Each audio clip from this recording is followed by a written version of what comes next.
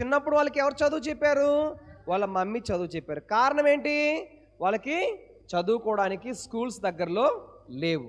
ఇప్పుడు చదువుకోవడానికి ఇప్పుడు ఎక్కడికి వెళ్తున్నారు వాళ్ళంతా కూడా చెప్పండి? లాస్ ఏంజల్స్కి వెళ్ళిపోయారు. సో అక్కడికి వెళ్ళిపోయాక అక్కడ పట్టణంలో ఎలా ఉంటుంది? చుట్టూ బస్సులు, కార్లు, లారీసు, ట్రైన్స్ ఇవంతా ఉండి వాళ్ళకి చాలా డిఫరెంట్గా అనిపిస్తుంది అన్నమాట. పల్లెటూరు వాతావరణం ఎలా ఉంటుంది చెప్పండి? చాలా ప్రశాంతంగా ఉంటుంది కదా, చాలా ఆహ్లాదకరంగా ఉంటుంది. పచ్చని చెట్లు, పొలాలు అన్నీ ఉంటాయి. కానీ పట్టణంలో డిఫరెంట్గా ఉంటుంది. వాళ్ళకి అది చాలా విచిత్రంగా అనిపించింది. అయితే వాళ్ళు చాలా మంచి పిల్లలు, మీలాగనే చాలా మంచి పిల్లలు. వాళ్ళు ఏం చేసేవాళ్ళంటే ప్రతిరోజు కూడా దేవుని సన్నిధిలో ప్రార్థన చేసేవాళ్ళు. పల్లెటూరులో ఉన్నా సరే వాళ్ళు ప్రార్థన చేసేవాళ్ళు. అక్కడి నుంచి పట్టణానికి వచ్చినా సరే వాళ్ళు దేవుని సన్నిధిని మర్చిపోలేదు. సో ప్రతిరోజు సాయంత్రము ఫ్యామిలీ ప్రేయర్ చేసుకునేవాళ్ళు. ఎంతమంది ఫ్యామిలీ ప్రేయర్ చేసుకుంటారు చెప్పండి? అందరు చేసుకుంటారా? Very good. ఫ్యామిలీ ప్రేయర్ అంటే కుటుంబ ప్రార్థన చేసేవాళ్ళు అనమాట. ఆదివారం రాగానే చర్చికి వెళ్ళిపోతారు. ఎక్కడికి వెళ్తారు నాన్న? సండే రాగానే చర్చికి వెళ్ళిపోతారు. తర్వాత సండే స్కూల్లో వాళ్ళు ఏం చేసేవాళ్ళంటే బైబిల్ పాఠాలు నేర్చుకునేవాళ్ళు, కంఠత వాక్యాలు నేర్చుకునేవాళ్ళు. ఏం చేసుకుని చెప్పండి? కంఠత వాక్యాలు నేర్చుకునేవాళ్ళు అనమాట. ఆ నేర్చుకున్న పిల్లలకి సండే స్కూల్ టీచర్స్ ఏం చేసేవాళ్ళంటే మంచి మంచి బహుమతులు ఇచ్చేవాళ్ళు. అర్థమవుతుందా? సో వాళ్ళు చిన్న పల్లెటూరు, ఏంటి ఆ పల్లెటూరు నుంచి ఎక్కడికి వచ్చారు చెప్పండి? వాళ్ళు చెప్పండి? లాస్ ఏంజల్స్కి వచ్చాడు. లాస్ ఏంజల్స్లో ఎలా ఉంది చెప్పండి? చాలా డిఫరెంట్గా ఉంది, చాలా డిఫరెంట్గా ఉంది. వాళ్ళు మ్యాంటోనా రాష్ట్రంలోని వాళ్ళు ఒక పల్లెటూరు నుంచి లాస్ ఏంజల్స్కి వచ్చేసారు. అక్కడ వాళ్ళు డిఫరెంట్గా ఉంది. వాళ్ళు వాతావరణం మారినా వాళ్ళ యొక్క విధానం మాత్రము మార్చుకోలేదు. ఎలా ఉన్నారు వాళ్ళు చెప్పండి పిల్లలు? ప్రతిరోజు కూడా వాళ్ళు ప్రార్థన చేసుకునేవాళ్ళు, బైబిల్ చదివేవాళ్ళు. అదేవిధంగా సండే రాగానే ఎక్కడికి వెళ్తారు నాన్న? ఎక్కడికి వెళ్తారు? చర్చ్కి వెళ్ళేవాళ్ళు. సో వాళ్ళు ఫ్యామిలీ ప్రేయర్ కూడా చేసుకుంటున్నారు. అర్థమవుతుందా? సో ఫ్యామిలీ ప్రేయర్ చేసుకొని సండే స్కూల్కి వెళ్తే వాళ్ళకి మంచి మంచి బహుమానాలు ఇచ్చేవాళ్ళు. ఆ సందర్భంలో ఒకసారి ఒక అబ్బాయి 100 అధ్యాయాలు చెప్పాడంట. ఎన్ని అధ్యాయాలు చెప్పండి? ఒక వారంలో 100 అధ్యాయాలు చెప్పారంట. 100 అధ్యాయాలు. మీరు ఎన్ని నేర్చుకున్నారు? పొద్దున ఒక కంటతాకం చెప్పమంటేనే కష్టపడిపోతున్నారు. సగం చెప్తున్నారు, సగం మింగేస్తున్నారు. రే నాన్న, అర్థమవుతుందా? ఇక్కడ వీళ్ళు 100 కంఠత వాక్యాలు చెప్పారంట ఒక అబ్బాయి.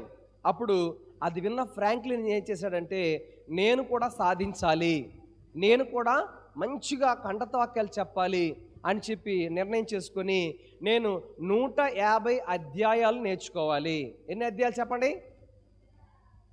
చెప్పాలి, గట్టి చెప్పాలి. 150 అన్ని 150 చాప్టర్స్ నేను చదవాలి, నేర్చుకోవాలని డిసైడ్ అయిపోయాడు. అయితే రోజుకు 7 రోజులు ప్లాన్ చేసుకున్నాడు.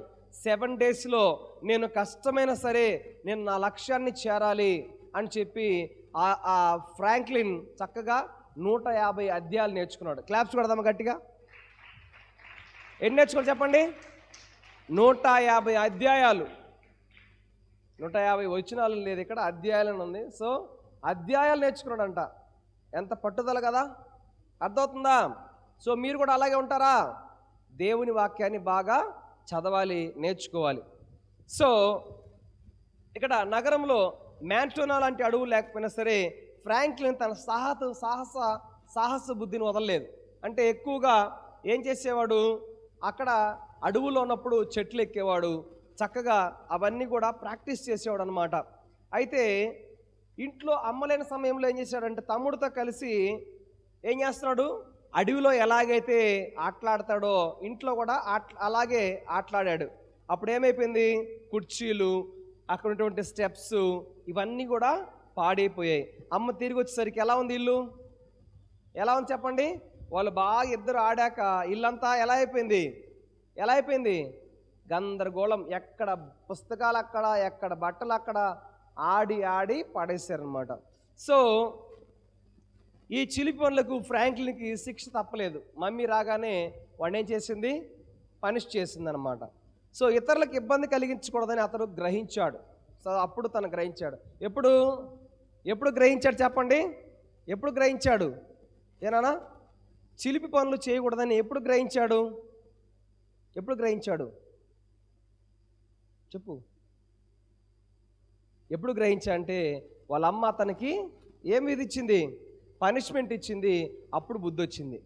సో ఈ విధంగా ఫ్రాంక్లిన్ తన లైఫ్లో కొనసాగుతూ ఉంది. అయితే ఫ్రాంక్లిన్కి 10 years వచ్చినప్పుడు అతను ఏం చేశాడంటే తన ఇంటికి చర్చి పాస్టర్ వచ్చాడు. ఎవరు వచ్చారు చెప్పండి?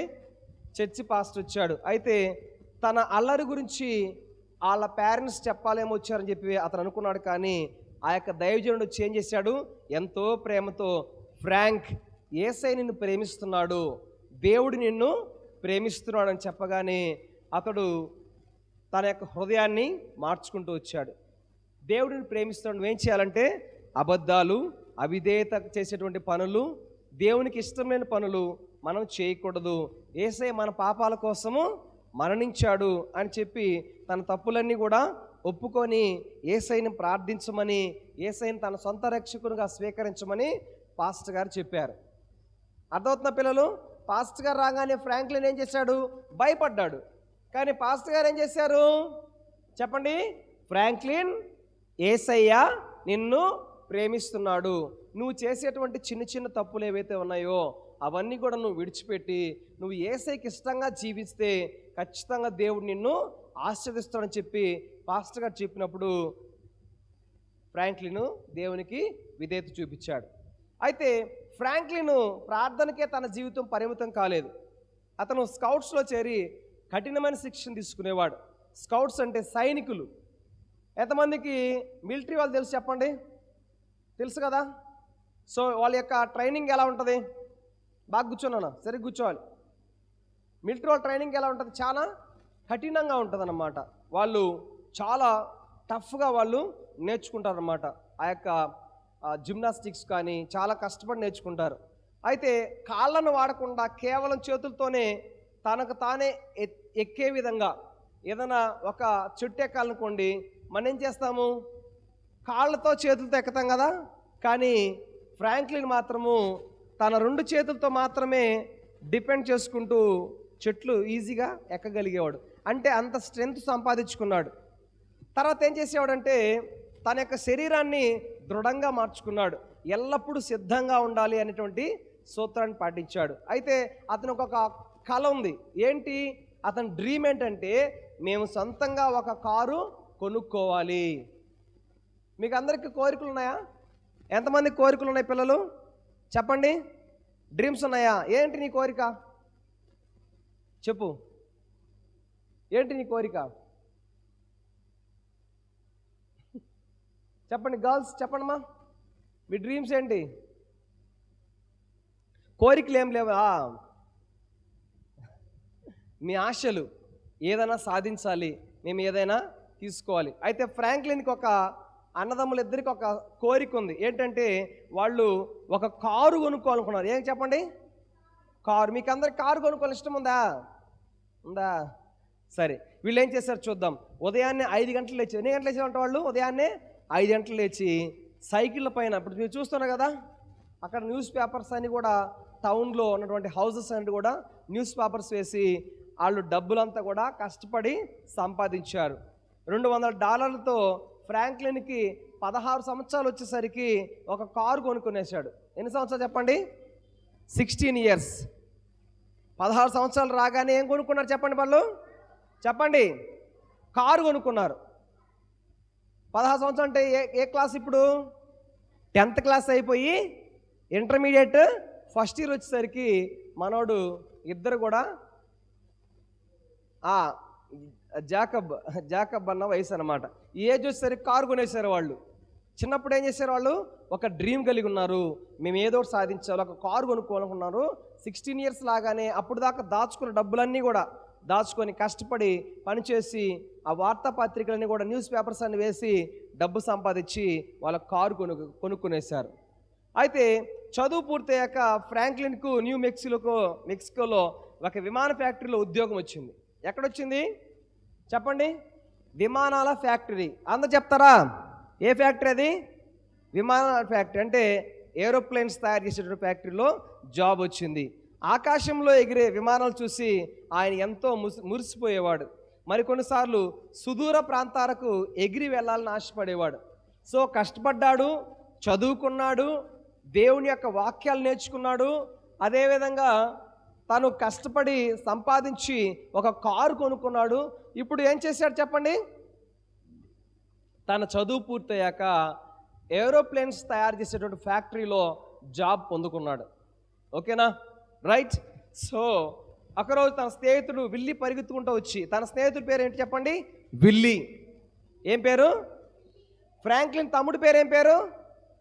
తమ్ముడి పేరు యాండ్రూ. ఓకేనా? ఫ్రెండ్ పేరు విల్లి. వీడు ఒక లెటర్ తీసుకొచ్చి ఇచ్చాడు. ఓయ్ ఫ్రాంక్, ఇది నీకోసమే అన్నాడు. ఆ ఉత్తరం చదవగానే ఫ్రాంక్ ముఖం మొదట ఆశ్చర్యంగా, ఎంతో విచారంగా మారిపోయింది. చుట్టుపక్కల వాళ్ళంతా కూడా అందులో ఏముంది అని ఆశ్చర్యంగా చూస్తున్నారు. ఇప్పుడు జాబ్ వచ్చేసింది, హ్యాపీగా ఉన్నాడు. ఈ లోపల ఫ్రాంక్లిన్కి ఒక లెటర్ వచ్చింది. లెటర్ ఎవరు తీసుకొచ్చారు? విల్లి తీసుకొచ్చి ఇవ్వగానే చుట్టుపక్కల వాళ్ళు కూడా ఎలా చూస్తున్నారు? దాన్ని ఆశ్చర్యంగా చూశారు. ఇంతకీ ఆ ఉత్తరంలో ఏముంది? ఫ్రాంక్లిన్ జీవితంలో ఏ మలుపు తిరగబోతుంది అనేది మనము నెక్స్ట్ క్లాస్లో తెలుసుకుందాం. ఓకేనా? అర్థమవుతుందా? సో చూడండి, ఫ్రాంక్లిన్ తన చిన్న వయసు నుంచి ఎక్కడ చదువుకున్నాడు చెప్పండి నాన్న? వాళ్ళ మమ్మీ దగ్గర చదువుకున్నాడు. మమ్మీ లెసన్స్ చెప్పింది. తర్వాత పెద్ద ఎక్కడికి వచ్చాడు? లాస్ ఏంజల్స్కి వచ్చాడు. యాండ్రూ అండ్ ఫ్రాంక్లిన్ వచ్చేసి అక్కడ బాగా చదువుకున్నారు. చదువుకొని వాళ్ళు ఏమయ్యారు? గొప్ప స్థాయికి వచ్చారు. వాళ్ళ పాస్టర్ గారు ఏం చెప్పారు ఫ్రాంక్లిన్కి? ఫ్రాంక్లిన్, నువ్వు చేసేటువంటి చిన్న చిన్న తప్పులు, దేవునికి అవిధేయతగా చేసేటువంటి పనులు నువ్వు మానేసేయి. నువ్వు యేసయ్యకి ఇష్టంగా జీవించినప్పుడు ఫ్రాంక్లిన్ దేవునికి తన జీవితాన్ని సమర్పించాడు. ఎప్పుడైతే దేవునికి తన జీవితాన్ని సమర్పించాడో ఫ్రాంక్లిన్ జీవితంలో దేవుడు అతన్ని దీవించడం ప్రారంభించాడు. ఫ్రాంక్లిన్ చిన్నప్పటి నుంచి కష్టపడి చదివే మనస్తత్వం కలిగి ఉన్నాడు కాబట్టి అతను ఒక కోరుకున్నాడు. ఇద్దరు బ్రదర్స్ కూడా మేము ఒక కారు కొనుక్కోవాలనుకున్నారు. కారు కొనుక్కోవాలి. ఏం చేశాడు? కష్టపడ్డాడు, డబ్బులు సంపాదించుకున్నాడు. 16 years వచ్చేసరికి తను కారు కొనేశాడు. ఓకేనా? తదుపరి ఏం జరిగింది? మళ్ళా పెద్ద చదువులు చదువుకున్నాడు. ఒక ఏరోప్లేన్స్ ఫ్యాక్టరీలో జాబ్ సంపాదించాడు. అర్థమవుతుందా? ఏదో మీరు చదువుకున్నాము, స్కూల్కి వెళ్తే స్కూల్కి వెళ్ళాము, వచ్చేసామన్నట్టుగా ఉండకూడదు. ఏం చేయాలి? స్కూల్ ఫస్ట్ రావాలి, క్లాస్ ఫస్ట్ రావాలి. ఓకేనా?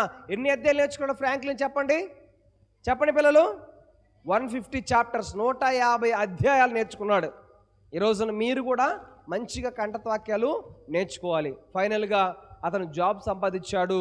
విమానాల ఫ్యాక్టరీలో జాబ్ సంపాదించాడు. విమానాలు ఎక్కడ ఉంటాయి చెప్పండి? ఆకాశంలో ఎగురుతూ ఉంటాయి. అయితే ఆ టైంలో ఏం జరిగింది? అతనికి ఒక లెటర్ వచ్చింది. విల్లి అనేటువంటి ఒక ఫ్రెండు లెటర్ తీసుకొని ఇచ్చాడు. అతని ముఖంలో ఆనందంతో పాటు విచారం కూడా కలిగింది. ఏంటి ఈ లెటర్ అని చూసి దాని గురించి ఆలోచిస్తూ ఉన్నాడు. ఈరోజు మీకు కూడా ఆ లెటర్లో ఏముందో రేపు మనము మిషనరీ స్టోరీలు తెలుసుకుందాం. ఓకేనా? God bless you all. గుర్తుందా స్టోరీ? గుర్తుందా నాన్న? ఓకే, ఈ టైం మరి